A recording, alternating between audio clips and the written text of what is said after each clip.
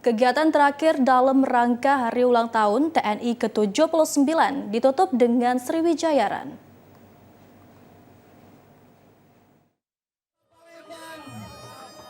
Bertempat di Komplek CKC Palembang, Pangdam 2 Sriwijaya Maijen TNI Naudi Nurdika melepas peserta lari Sriwijaya Run 2024.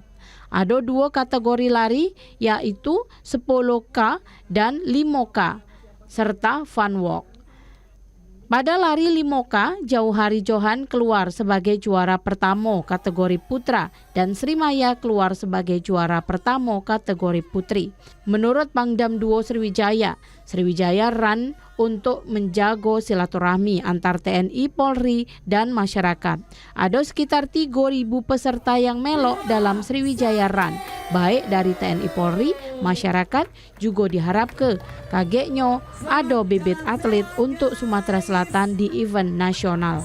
Pangdam 2 juga menambah kegiatan Sriwijaya Run ini membantu pemerintah daerah untuk menggiatkan olahraga di kalangan masyarakat.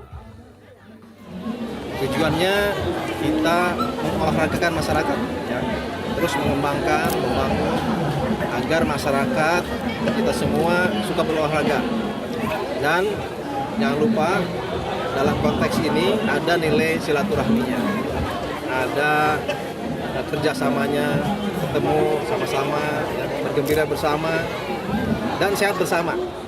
Dengan olahraga, diharap masyarakat Sumsel sehat dan sejahtera. Indra Utama, Tim Liputan TVRI Sumsel ngelapor